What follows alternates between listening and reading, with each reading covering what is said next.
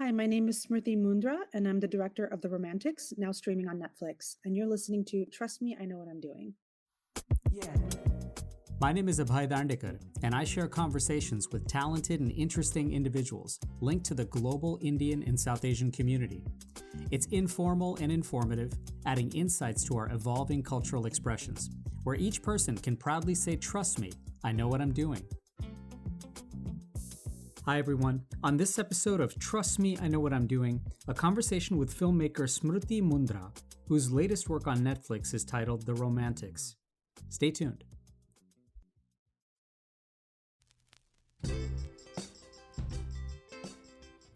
Okay, so I admit it, I don't shy away from daydreaming. I say why not, especially when imagining goals and targets that are aspirational and full of inspiration. And speaking of inspiration, thank you so much for listening to this and for sharing it with your friends and family. If you've been enjoying these, thanks also for rating, downloading, and subscribing wherever you get your podcasts, and for following Trust Me, I Know What I'm Doing on social media at Dr. Abhay. So in celebrating individualism, with an awe for the world around us and the fellow humans that occupy that world, I'll admit to romanticizing a lot. And I feel like it's quite human to apply a little more afterglow to time periods in our life or things that we're just frankly fond of. But I also love it when imagination can be captured through a very raw and realistic lens, beautifully examining themes and concepts to marry the romantic and the realist together. So it was truly wonderful to chat with director, producer, and filmmaker Smriti Mundhra. Smriti is an Academy Award and Emmy Award nominated talent who grew up in Los Angeles with a backdrop of movies and art, as her dad was a filmmaker and her parents showed Hindi films at a rented-out theater in Culver City called the Maralta. She spent her formative time in both India and the US and started working with the Coen brothers and Spike Jonze. Among her numerous credits are the film A Suitable Girl, Through Our Eyes, Shelter, and the Oscar-nominated St. Louis Superman. Smriti is also the creator and executive producer of the popular Emmy-nominated series Indian Matchmaking. Her work and style use the documentary as an observation deck to help audiences dissect deeper themes and cultural institutions. And her latest work, The Romantics, a documentary series available on Netflix, examines the Hindi movie experience as we've come to know it through an ode to Yash Chopra, the filmmaker, and his entertainment conglomerate Yash Raj Films. We caught up to chat about The Romantics, about her approach, and about what it's all meant for her. And so to start, I was very curious to learn more about her own first Hindi movie watching experiences. Do you remember watching your first Hindi movie? Or maybe the first one that really kind of mattered to you emotionally? I think the first one that mattered to me emotionally, honestly, I mean, it wasn't the first one that had seen, but the first one that really mattered to me emotionally, I would say, was DDLJ, Dil Wale Dulhaniya Le Jayenge. Yeah. It was the first Hindi film that I felt like it was made for me, and my generation, and particularly as an NRI, it felt like it was made for it more reflected my life and my upbringing, and some of the conflict inherent, to living between two worlds and two cultures. I really saw a lot of myself reflected in that movie, and I was also like a young teenager, when I Right. saw it. So it was just, it just appealed to me on so many levels. When you were growing up, and do you remember did you watch it alone? Did you watch it with your parents? Did you watch it with family? Do you remember what that experience was like? I don't remember exactly. It must have been all of the above because I've seen that movie so many times. Right. I'm pretty sure the first time I saw it in a theater, and then subsequently, watched it again and again and again. Back in that time, we used to get the videos from the Indian grocery store and things like that. And I know I distinctly remember watching it with my cousins, on Yeah. VHS at some point. Yeah, probably India Sweets and Spices. That's the rental magic from the Yes, Valley for sure. exactly. Did you, when you watched it in the Yeah. theater, were you in India at that time? No, it was here in the US. It was some theater in the Valley, that played Hindi films occasionally. Yeah. So I saw it in the US. I didn't see it in India at the Maratha Mandir till much later, Okay. so probably in my 20s. Right, right. Yeah, it's funny. I mean, for me, the first movie that I remember watching, probably on video, was Silsila, and just like Uh-huh. knowing, I mean, at least like memorizing all those songs, for sure, and then the definite Yeah. iconicism that sort of goes with that for sure. I'm curious in thinking about Yeah. how all the different experiences that you then had with that as a backdrop, your parents for sure, and that great sort of lineage in that way, but then also watching Hindi movies and other movies for that matter. How did you gravitate, perhaps when you became a professional? How did you gravitate towards that more Mhm. observational style of filmmaking and documentary Yeah. making as a sort of format for storytelling? It honestly, it started by necessity. There was a time, before streaming and before our current content boom, globalized content boom, where it was very difficult for someone like me to get opportunities to direct. As a director, it's a sad fact in our industry, both in independent film and Hollywood, that directors are often not, they're have much harder, steeper climb, to get funding for their projects, to be awarded, jobs, directing jobs and things like that. There's just some sort of block that we still have as a society, against seeing a woman in that director's seat in that leadership role. Sure. But I made a pact with myself when I graduated film school that I was going to direct a film immediately after film school. Yeah. And I found documentary to be have just easier, fewer barriers to entry, as a form. Sure. You need far fewer resources to get started. You can sort of sustain for longer periods of time. You just don't need as much buy-in, from other people to start making a documentary. So that's what I did. And then very quickly, I really fell in love, with that form of storytelling. Yeah. And it just became, from necessity, it turned into passion. Yeah. And by the time my first film came out, my first documentary that I spent 7 years making, by the time it came out, suddenly we were in a climate where nonfiction storytelling was booming, at Netflix and at all these other streamers, they were on the rise, and nonfiction programming really started to boom in a way that we had never seen before. So I got very fortunate. I was like right place, right time, Yeah. coming into this space. Though it wasn't part of the plan. Yeah. Was that a tough thing to grapple with, in the sense that, like, when you were first imagining yourself as a filmmaker, that perhaps wasn't necessarily the plan, and you to kind of pivot in a way to what the needs and the gap were at that time? Was that a transition that you were prepared for?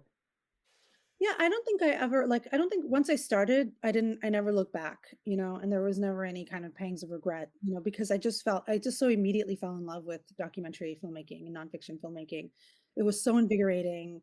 I felt really, truly autonomous, like I didn't, it's such a smaller, more intimate medium, that I could do what I wanted. I could, create, and I had so much freedom, to create. Yeah. And that was really, it was a really amazing experience, and I was enjoying it so much, and I felt so creatively invigorated in the process of doing that, that I really didn't give it a second thought, in Yeah. terms of the path not chosen, so to speak.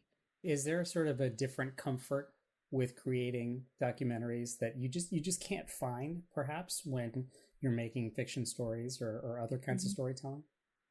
Oh yeah, I mean it's allows you, it's a medium that really allows you and encourages and necessitates, in fact, just engaging with the world, around us, and meeting interesting people. And every film, it's like its own dissertation, the amount of research that goes into it, Yeah. access, things like that.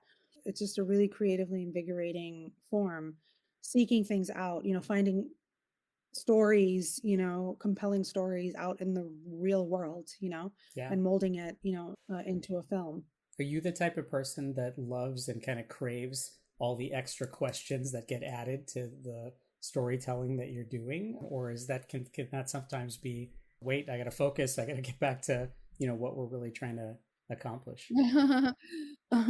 I mean, it's a good problem, when you have a subject that leads you, in many directions, and, there's lots of, you find an abundance, of ways to tell your story. That's a great problem to have, though Yeah. it does make it a challenge, an edit to essentially then pick a, like focus, on a vision and stick with it and see it through in the edit. But that's what directing is, it's Yeah. taking abundance, and filtering it down into a compelling narrative.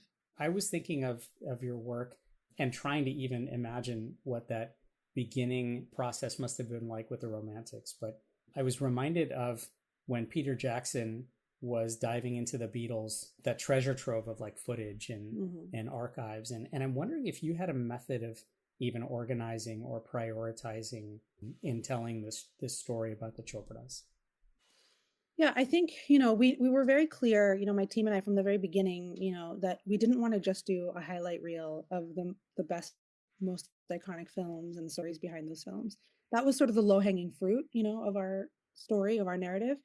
We wanted to, it was always like the sort of phrase that we always use in the research process, was how can we push the story, like to feel bigger, like how can we push the story or dig deeper, I would say, to find a bigger story than just the stories behind the movies kind of thing.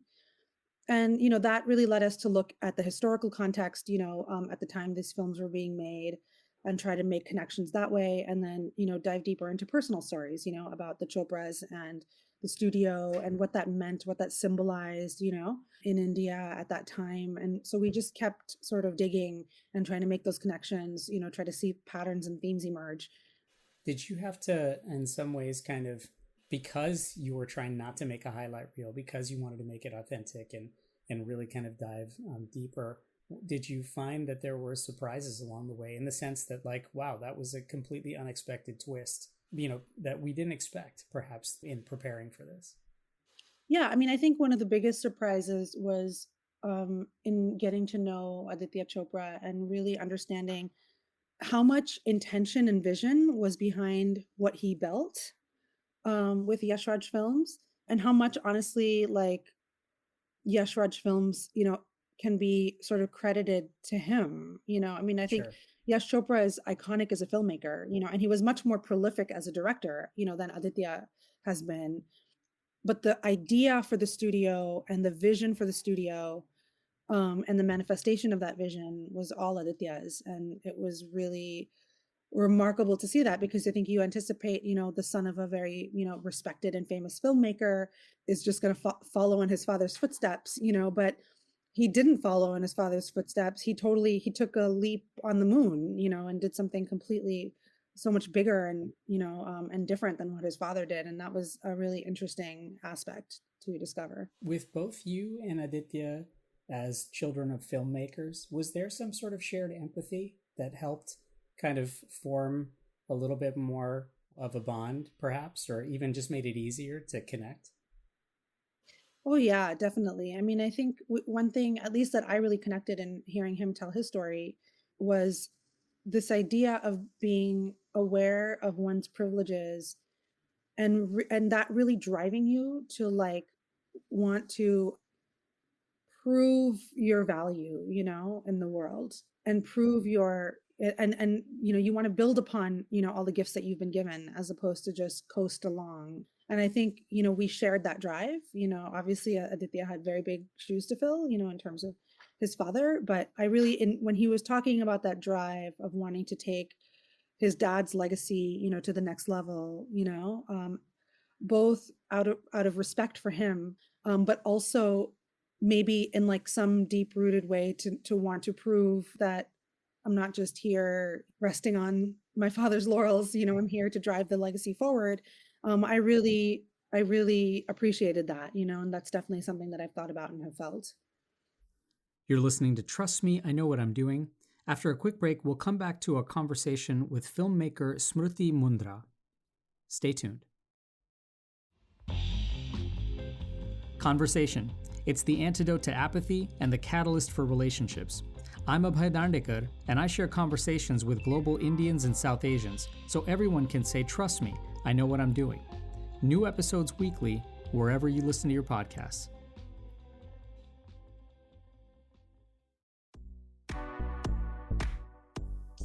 Hi, this is Madhuri Dixit, and you're listening to Trust Me, I Know What I'm Doing with Abhay Dandekar.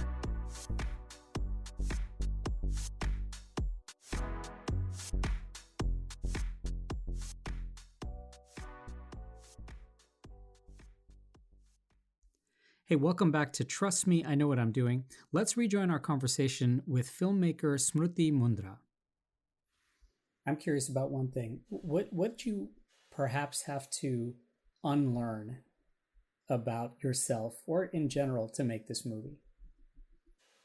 I think with every, film, especially documentary, I think one of the great gifts of documentary filmmaking is it's a process of discovery, and the material you're working with, the subjects, in terms of topics and the participants, their stories can really teach you as much as you can shape them. And I think, like, coming, from a fiction background and having grown up and watched, fictional films and all of that, where you're really creating a world, and creating characters. I think really keeping myself open to the story guiding me, is something that I really had to learn and hone. Mm. And I think, I always say one of the best moments for me, I've learned to recognize this. It used to terrify me. And now, as I've like progressed in my career, now it's like I wait for that moment, Right. where all of my assumptions, about a subject or about when I start a project fall apart, and something totally new emerges, a new idea, a new narrative, deeper understanding. And that's when I know, like, okay, I've really tapped into something here. I'm not just sort of following my preconceived notions and biases, Yeah. I'm learning something. So that's a very thrilling moment for me in any process. Is that typical for almost all the projects that you've been on, where there comes a moment where you're like, there's an aha sort of eureka moment there where, yes, you have now not only just unlearned it, but you've forged your path to trying to have that sort of creative either inspiration or that direction that sort of guides you? Yeah, pretty much. I mean, it's when it doesn't come, I start to worry, Yeah. Now at this point, I wait for it. Then I start thinking and saying, what am I missing here? What am I not seeing? How come this is playing out exactly as I thought it would when I didn't know anything, And so, yeah, now it's definitely something that, that happens, that I notice happening regularly. There's kind of an intentional reason why I asked that question, and even just like thinking about that is because, as an audience, a lot of times, especially when you're watching a documentary or something that's much more real and non-fictional, that there is an element of unlearning that you're trying to, in fact, perhaps dispel either myth or perception and find a new kind of lens on something. And it sort of reminded me in some ways of when people think about Hindi films, and in order for Hindi films not to always be perceived as the sort of derivative of the Hollywood experience, do audiences need to unlearn in that way what they know about Hollywood to truly kind of understand Hindi films at their core? And is that part of the ongoing kind of story and evolution of what Hindi films need to perhaps capture for audiences that aren't so familiar or that are constantly thinking of it as a derivative? Oh yeah. I mean, I think that was one of my real motivations for making the series, is to show that Hindi films are not just song and dance and weddings and color, or they're not facsimiles, of Hollywood films. Storytelling, it's all about drawing inspiration, from previous work. There's no new or original story, we're always, whether we're drawing inspiration from literature or poetry or other films from other cultures, or sort of like the archetypes, of story, heroes, myth, or what have you, we're constantly grafting off of previously made works. And I think obviously, like, there's instances where something is like, oh, this is clearly like a remake of this type of film or that type of film. But I think mostly it's, Hindi cinema has its own cinematic language. It has its own storytelling style. It has its own set of priorities in terms of, how it appeals and touches an audience. And that's what I really wanted to show, that it's not just derivatives of Hollywood movies with some songs and dances thrown in, that they were speaking, to a zeitgeist, and that there is a reason, behind the madness in terms of the cinematic language. And that's, that it was important for me to convey that. Yeah. I want to think a little bit about some of your previous work. I mean, Suitable Girl and St. Louis Superman and Through Our Eyes, they kind of include a spirit of intimacy and activism and empathy. Are there, I'm just curious if there are important sort of textures and building blocks that kind of show up here, even in the romantics, or form sort of almost direct, solid lines that connect it to kind of your current work?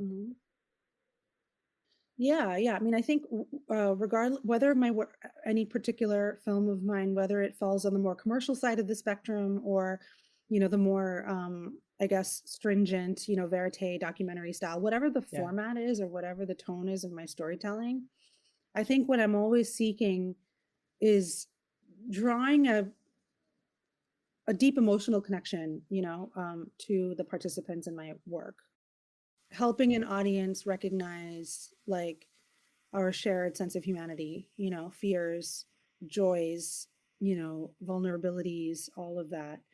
And I think no matter what the work is, and including in the romantics, that was something that, I really try to tap into, particularly with the story with the family, with Yeah. Yash Chopra, his wife, his two sons, like try to really draw out those feelings, of joy, of admiration, of failure, of distance, of camaraderie, all of that, was important to me to tap into. And that's sort of a through line, with all of my work is, I like to just inherently, I like to get to know people, Yeah. and I like to show people in their all of their dimensionality, flaws and all, and still emerge, like in through my storytelling, have those people emerge, when a viewer sees those stories, that they feel like they have really spent time with another human being whose perspective may be very different from their own, and who maybe they would have previously judged, but seeing their humanity and seeing those common connections. Me too, by the way. That's great. I think, and by the way, in that same spirit, is there something relatively autobiographical when it comes to the sort of thread in Mhm. connections for you? Not autobiographical, not autobiographical per se, but I will say that this is like the greatest legacy, inheritance that I got from my father. Yeah, My father was just a wonderfully warm, approachable, non-judgmental person. And I think that's what I really learned in observing him in, in his work, and also just how he moved through life. And I just saw how people related and responded to him, sure. because of that openness. And so that's sort of how I approach my work, and he always told me, he's like, there's one metric that applies to every single film, every work of art, no matter whether it's a painting or a book or a movie, if it's a comedy or a horror or, a drama, whatever the genre, whatever the style, whatever the, everything, the format, there's only one metric that matters, in evaluating a film. And does it touch an audience? Does it, the person who's watching, does it touch their heart in some way? Does it move them emotionally in some way? And that is the only lens through which I look at any of my work at this point. The only lens that, I'm not trying to be clever, I'm not trying to be cute, I'm not overly concerned about pushing the envelope, in terms of form or style or visuals. All I'm trying to do is connect with an audience. And I really got that from my dad, and I saw him do that, just in his interpersonal relationships with people. And I also saw him, strive for that in his own work. So that's my North Star. I mean, that's so elegantly put. And given that, was it perhaps not autobiographical, then was there an element of kind of need and catharsis then perhaps to doing a film like Yeah. this? Oh, definitely. I mean, my dad was obsessed with movies, and I Yeah, was raised to be obsessed with movies, like we would watch everything, and we watched films together. And it was an industry that my dad hustled and worked really hard, to gain access to. It's something that I've worked really hard to gain access to and achieve a degree of success in. And at the end of the day, it's like movies have shaped me on every level, not just, like most people, you're influenced by the movies you grew up watching, but for me, very literally, like that, this is my family business too, so to be able to tell that story, I think I tapped into a lot of, my own, um you know um thoughts about my own upbringing, and was able to connect with myself, and in a way connect with my father too in telling the story. by the way, it has to be mentioned. I mean, I'm sure this is not a surprise or secret, but just the link of Maralta being your company's name is just so wonderful. So that's just a nice touching piece there. Thank you. I'm also Yeah. curious if there were any.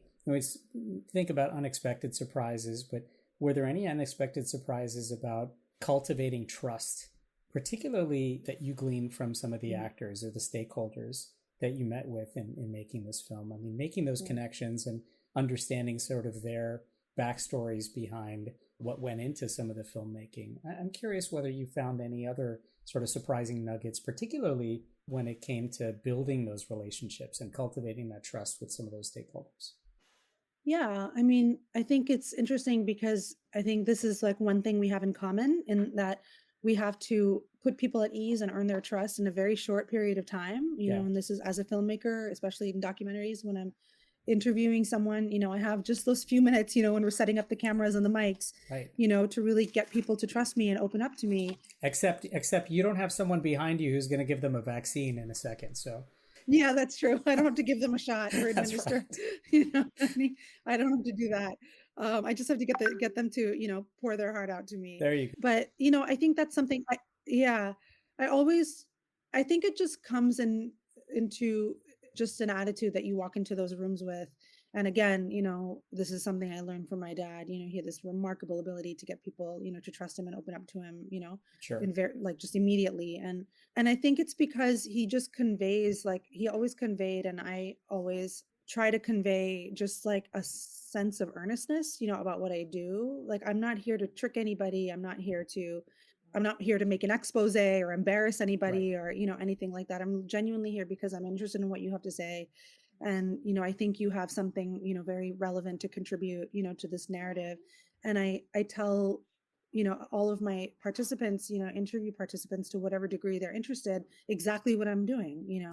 This is the story that I'm telling. This is how I plan on telling it.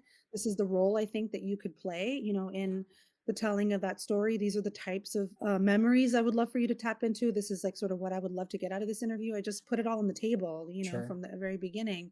And I think like one big advantage I had in making the romantics and interviewing all of these big stars and everything is that one or two advantages big, one is that there was so much love and respect for Yash Chopra Yeah. that, people came into it, just with a very warm feeling of wanting to reminisce about somebody who had so deeply influenced their own life. But also, I got to talk to these big stars who are used to doing interviews when they have a project to promote, or, when there's some sort of, it's almost like a part of their job. And I got to just talk to them as fans of films and as historians in their own right. And I got to just talk to them, not when they were trying to promote something or, had some other agenda. So it really, truly often, really just felt like a conversation. I'm curious about one element of that. First off, were there particular noteworthy or people or luminaries that were like, wow, you really discovered that they were true students, and they knew their history and they Yeah. knew their kind of like backdrop with this.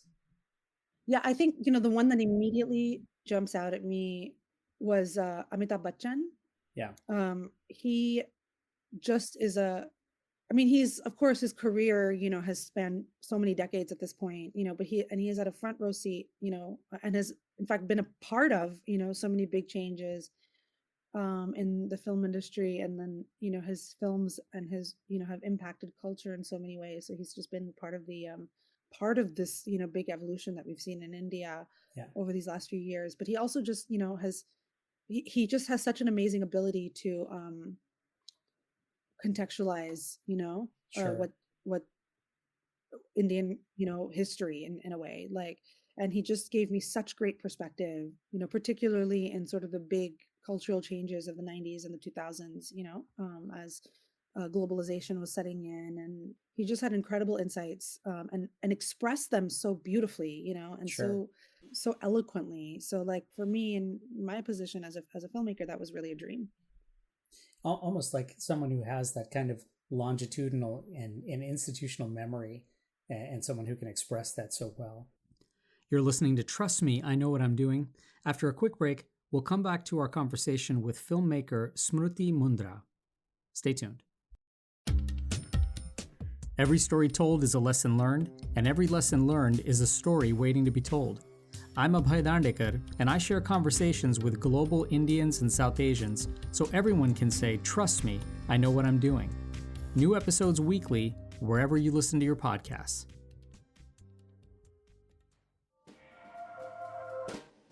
Hi, I'm Lily Singh, and you're listening to Trust Me, I Know What I'm Doing.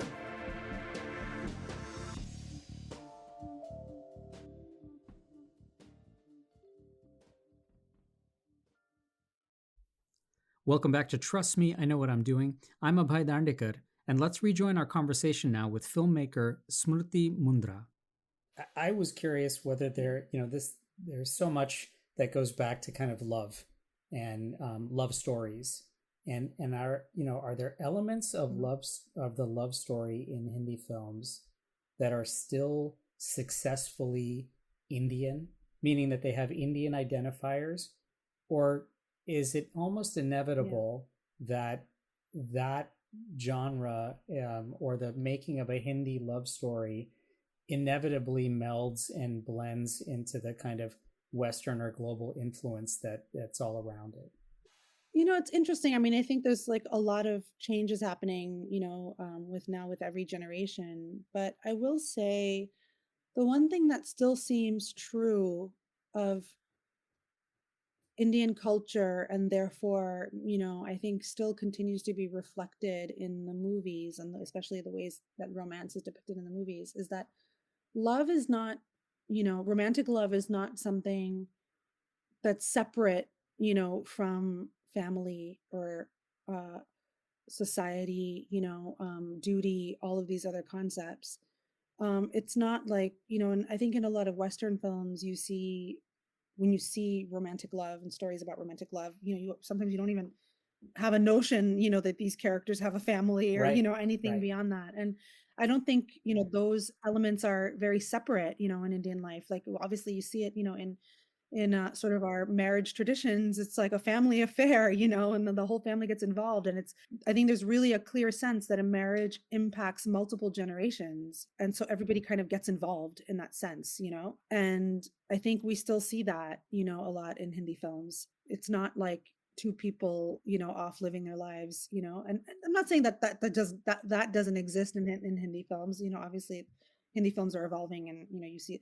But I just think generally speaking, like this idea of romantic love is not, it's not isolated, from all the other aspects that are important, to our lives, particularly family and tradition, whether you're rejecting that or running away from that, or trying to reconcile with that, or seeking the approval, of those things. Like it's always involved in some way, that those elements influence, romantic love.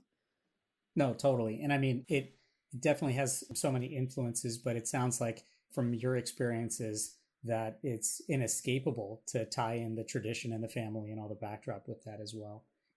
From your vantage point, Yeah. thinking about some of your work, Indian matchmaking and the romantics are both presentations about very strong cultural sort of institutions that mean so much in sort of the kind of Indian and South Asian cultural zeitgeist, if you will. But they're told through your eyes, right? Through your eyes as a diasporic kid. In some ways, why do you think this was important? And maybe in a little bit different way, how do you think these stories would be different if they were perhaps told by a non-diasporic storyteller or creator? And for that matter, perhaps not even in English. Yeah. Yeah.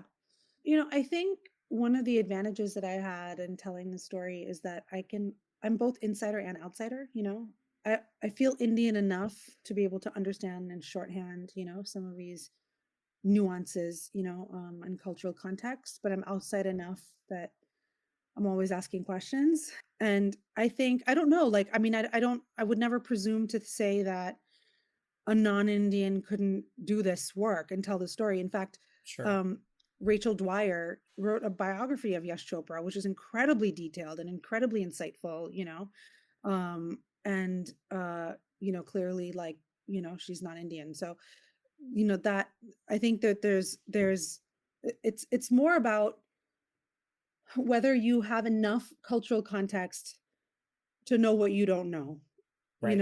and to ask the right questions and understand the contours, of the story you're trying to tell. And I think definitely like my diasporic identity like gave me a lot of advantages, in that regard, where I'm not so inside that I'm like I have bias or I'm blind, to certain Right. things, but I'm not so outside that I don't know the right questions to ask. It's not to say that somebody who's not Indian couldn't have done that, it just requires that degree of basic cultural context and competency. If there was somebody who was perhaps Indian themselves and a native Hindi speaker, someone who grew up watching Mhm. films, what perhaps would have been the difference? Not so much the difference. Obviously, there would have been artistic differences and whatnot, but why do you think perhaps that story would be different from the story that you were telling? And even still, when you were making this, did you ever feel that there was some Yeah. kind of pushback to a diasporic kid perhaps telling the story? Yeah.